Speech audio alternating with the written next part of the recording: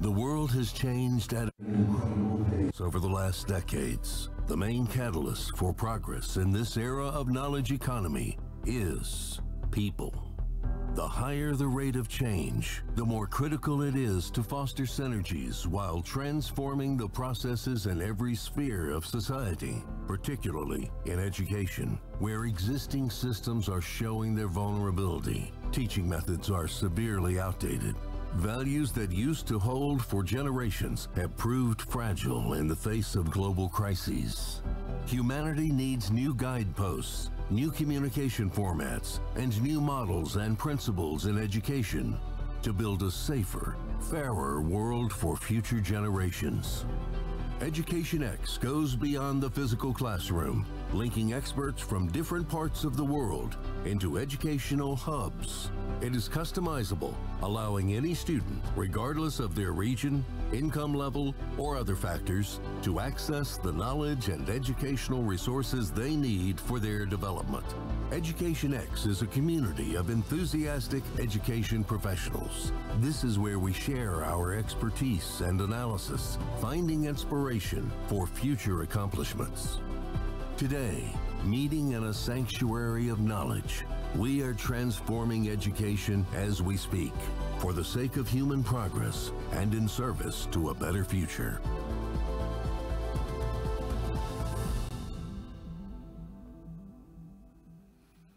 So, hello everybody once again. Let me introduce myself once again for those who switched on to us just now. My name is Dmitry Shugarev, and I would like to welcome you to the third Global Impact Conference, Education X, Catalyst of the Future, both online and here in Nizhny Novgorod. I'm beyond proud to be your moderator today and expect to be blown away by the whole experience as we have a carefully curated and highly impactful network of experts, real-life tips and initiatives pioneering the education of the future, inclusive, resilient, sustainable, and innovative. Since GIC this year is focused on education, the choice of venue, Nizhny Novgorod, and in particular, Mayak Academy is not accidental. As a city of 800 years of history, Nizhny Novgorod is not only a cultural gem, but also one of the key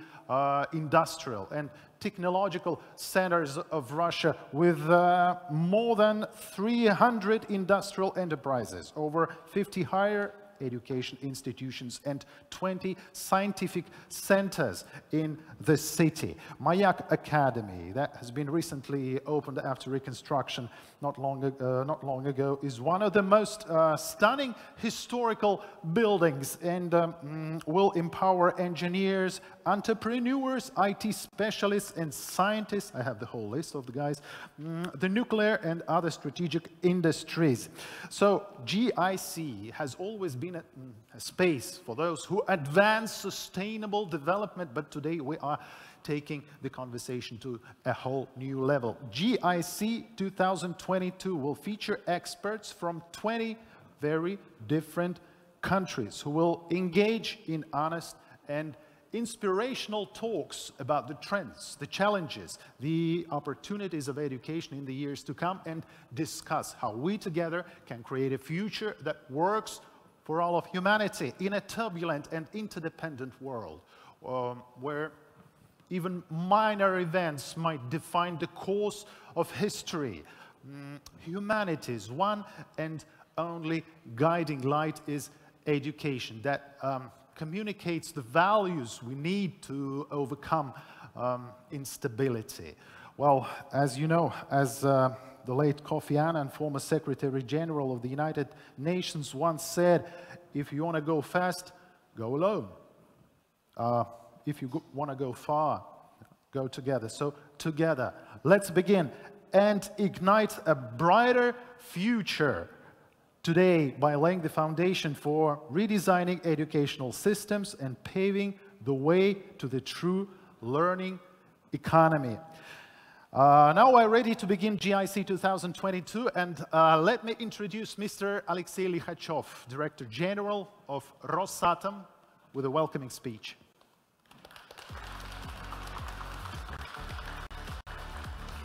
Good morning, colleagues. Yes, good morning.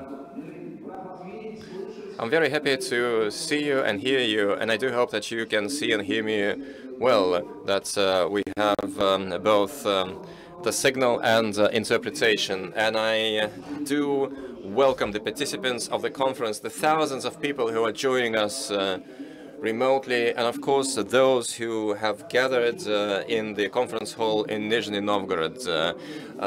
Sadly, the consequences did not allow me to come to my native city, the city where I grew up and the city where my parents worked, including in enterprises of the nuclear industry. But I'm with you with my heart and my soul, and joining you in this magnificent Mayak Academy, and we'll talk more about it.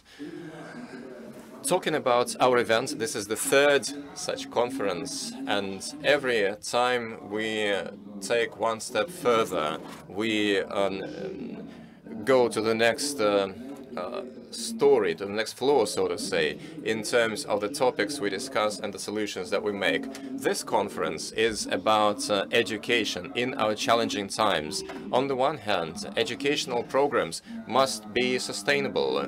They must address the challenges that exist globally, and the pressure on education on this area will keep growing as humanity evolves. Importantly, in the Russian language, the word education has two meanings.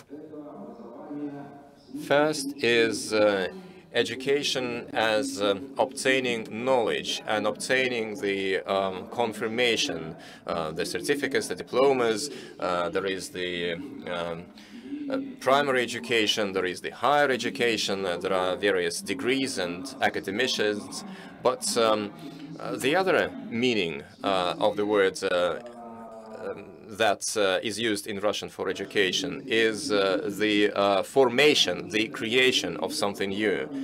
And of course, we are talking today not about education as knowledge, but also the formation, and I guess the French also has it, the formation of an individual as an active individual who can not only just be reactive but proactive, to proactively impact the agenda and to make our lives better, to put it in plain words.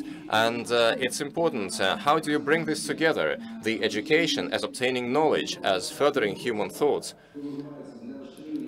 but not just to do it for the sake of expanding the scientific outreach and worldview, but do it for the benefits of our countries, of our cities where we live.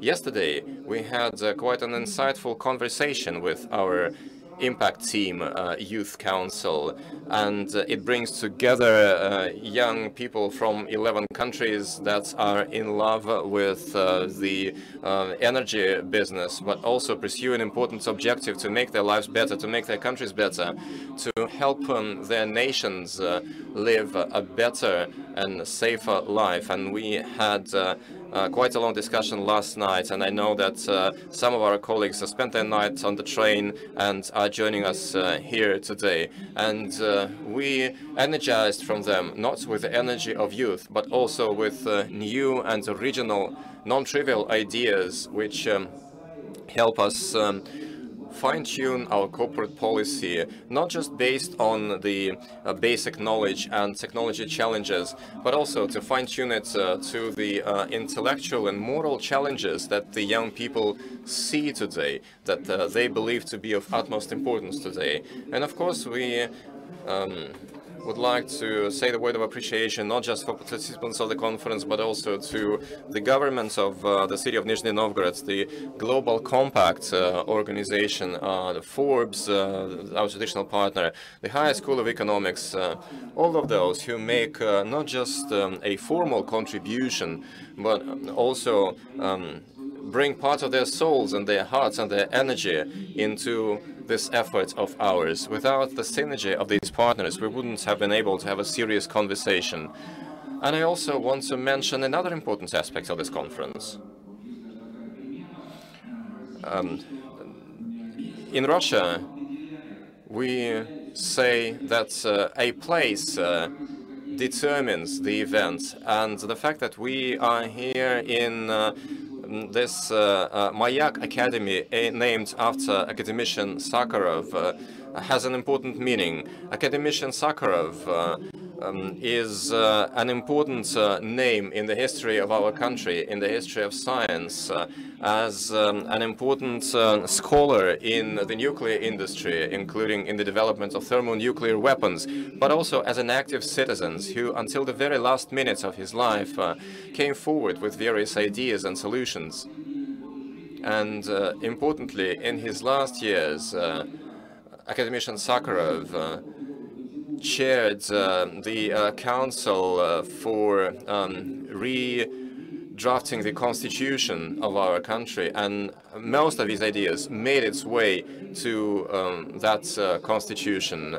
Another story about him: he came to the city of Sarov to address the problem of nuclear parity when he was 29. His team was even younger, 24, some 25 years of age. Those were just recent students and postgraduate students, and they had the opportunity over a decade to find some unique solutions and to ensure peace on the planet by achieving nuclear parity. So it was not just the knowledge, not just the fundamental training that this individual had, but also the youthful energy, and also the fact that they were not afraid of the global challenges, but rather the desire to address them, and to address them as a personal cause. That was an important trait of our nuclear industry and academician Sakharov. And I think that his spirit, his ideas would guide us in our today's work. Thank you very much once again.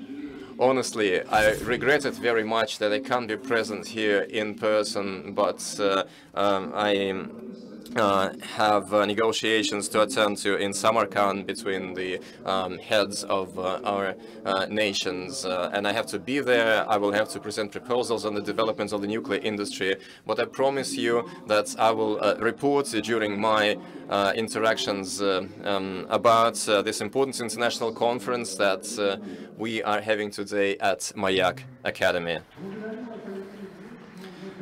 Thank you, Mr. Likhachev. We understand, and Rosatom is currently the locomotive of international cooperation. Mr. Likhachev, I have a question. You mentioned the Impact Team 2050, the image of the future, and this period up to 2050. What is your view of the image of the future? 2050, how do you see it? Well, Dmitry, I do want to dream a little bit, and I want to share my dreams. I want to be optimistic about the Agenda 2050, and by the way, the participants put together a very fundamental report, almost a book, and yesterday they asked me to do the same thing that you are asking me, but to write a very brief summary for that book. And yesterday, here's what I wrote. A clean planet, peaceful skies, happy people on planet Earth. And I want to have these components in the 2050 agenda. And of course, it's about a comfortable environment, and not just where humans live and not harm nature, but develop harmoniously alongside and together with nature. It's the absence of conflict, and it's the targeting of all human potential, not to confrontation, but to development, to build a better, brighter life, to make it commensurate of humans. And thirdly, of course, happiness. Nothing makes sense if a person is unhappy. They wouldn't enjoy any technology progress or the achievements that the national leaders have achieved. It's important to have personal happiness, family happiness. It's important that everyone understood that regardless of any challenges and difficulties, life is getting better by the day.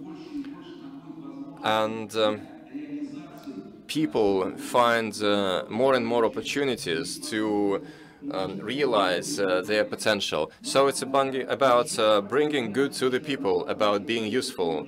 And another important topic of today that I want to mention is that today we're celebrating the 15th anniversary of the President's resolution on establishing the state corporation Rosatom.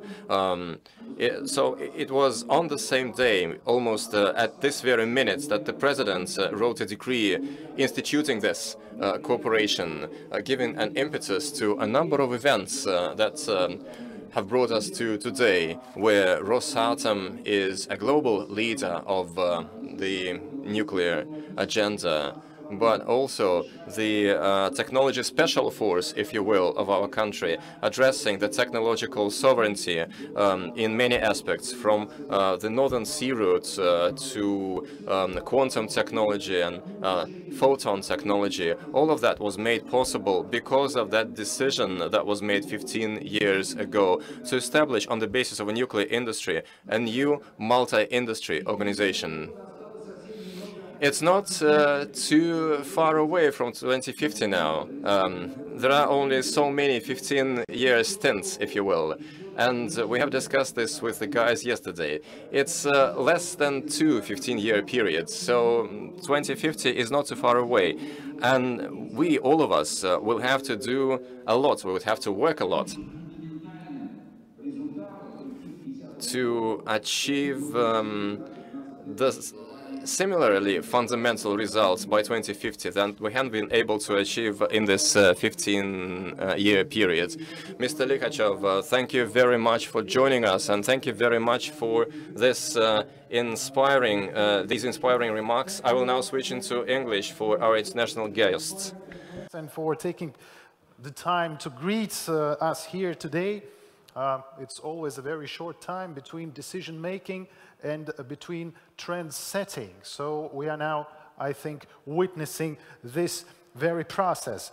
Both Rosatom and the Global Impact Conference are all about looking ahead, and we are about to open a door that will lead to even greater innovations, laying the path to the education of tomorrow, the greatest catalyst of positive change. So now I'm happy to welcome Mr. Gleb Nikitin, governor of the Nizhny Novgorod region. Добрый день, уважаемые друзья. Good morning, friends. I'm very happy to welcome you in the region of Nizhny Novgorod. It's a great honor for us that Nizhny Novgorod has become the venue for such an important event, bringing together individuals from 20 countries. Our city is the right place for such an event. It's the largest educational and scientific hub of our country. It actively develops. We have great history and great achievements. And importantly, we have people who have made an important contribution in the science and education of the future. Let me name just two names. That's Andrei Sakharov and Yuri Neymar, two outstanding scholars, and Mayak Academy is now named after academician Sakharov, and the other scholar gives his name to our campus. It's good that in this effort we have reliable partners and friends, and I would like to thank Rosatom Corporation for the particular attention that they pay to the areas that are very important to all of us. I wish you all fruitful work.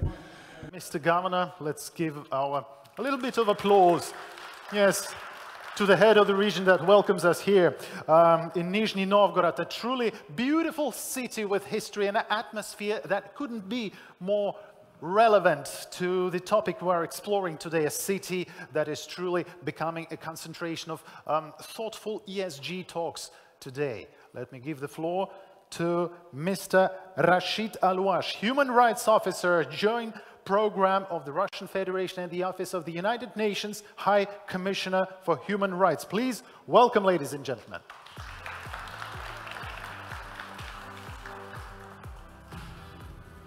Thank you for giving the floor. Добрый день, уважаемые участники. Good afternoon, dear participants.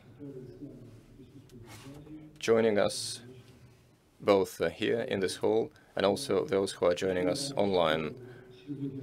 I'm very happy that today we are having this Global Impact Conference 2022. This is the third such event that is very important to discuss matters of access to high-quality education, taking into account the experience and practice of representatives of more than 20 countries, which, to my knowledge, participate in this conference. In the current situation in the world, the quality of education is a key matter, because currently we are at a decisive point for building the future that we want. Today, in the world, there is 1.8 billion of young individuals, the largest number in the history of mankind. Almost 90% live in the developing countries, where they make up an important share of the population. Young individuals are currently connected in a way that has never been experienced before, and they want to contribute, and they do make an important contribution in improving the resilience of their environments by providing innovative solutions, by catalyzing social progress and stimulating political change, both in the urban and rural environments. At the same time, modern youth today faces many challenges, many obstacles. They arise out of globalization, the movement of people, the limitation of civil freedoms and liberties, changes in the labor market, and also the climate change. And due to that, educational platforms must first and foremost strengthen the efforts at global, regional, and national levels to ensure access to quality education, and of course to develop and implement quality and inclusive education of young people that meets the real social and economic and environmental needs of the population, and encouraging rational lifestyle and sustainable development. Consequently, the admission of the important and positive role of youth in sustainable development is needed to build a world in which they would have an opportunity to unlock their potential, and that would acknowledge their capacity and their contribution as the mediators of change. In conclusion, I would like to once again thank the organizers and sponsors for conducting such an important event and for supporting the Sustainable Development Agenda. And I would like to express hope for a deepened international cooperation on this important topic with all interested parties. Thank you very much. This is, in fact, a point in our agenda that everything is interconnected. We're all interconnected. So let's make this scenario a working scenario for creating a better future, for creating a better education, for creating a better milieu, as the French say. Yeah, thank you so much. If you want to add something, No, thank you. Thank you. I'm now welcoming here Ms. Natalia Dorpeko, Executive Director of Association National Network of the Global Compact. Please welcome, ladies and gentlemen.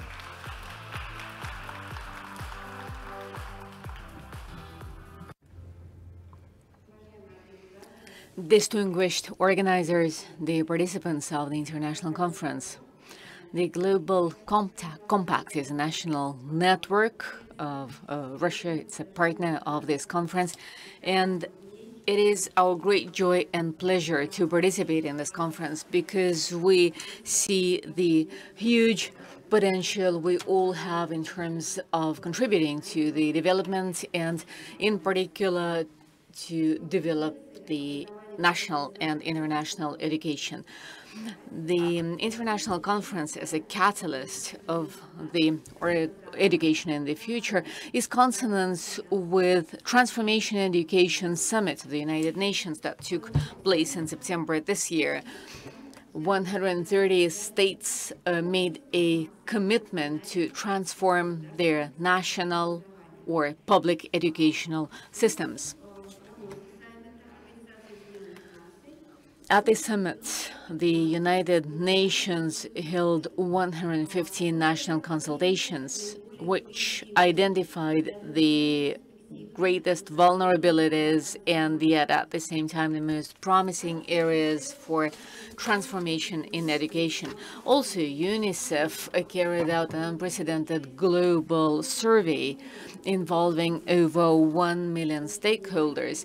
And let me note particularly that it's not 1 million of participants, it's 1 million stakeholders involving teachers, students, educators, experts in educational curricula and program development, researchers, scientists who work together to shape the solutions that will, in the nearest future, be educated, transform the education. Antonio Guterres, Secretary General of the United Nations, gives a decisive role to education in addressing climate change in the first place, in addressing global conflicts and challenges, and in addressing poverty. Special role in developing education belongs to the transformation of educational systems at large, as well as to contributing to making education available to socially vulnerable populations. COVID was a period, as was indicated by Rachid, Alouach, and many speakers will refer to it. Yet again, that really identified major challenges in access to education in multiple states. In fact, in many states, education was put on hold at the time of the pandemic. That's why the United Nations sets digital education development as one of its targets. So UNICEF, jointly with UNESCO, launched a platform to make available digital education, which is a global digital initiative to implement the content of inclusive digital education. Well, naturally, this relies on substantial funding. The summit that took place in September made this decisive step, whereby the establishment of the International Financial Fund was announced, supported by a number of European states as well as by the Asian and African banks of development, which yet again highlights the focus on education development in these respective regions. Also, the summit was followed by a number of commitments published with regard to the measures to be taken in education in crisis. This was simulated by the COVID pandemic, but in fact the global crisis we're witnessing right now also highlights the timeliness and importance of this initiative. Partnership and environmental focus in education is yet another target we ought to address. As Secretary General of the United Nations stated, the climate crisis is about a battle for human life. Also, there was adopted a declaration on youth containing recommendations to the politicians and policymakers with regard to the changes they want to see across the board, including in education. The Youth Declaration, passed in September this year,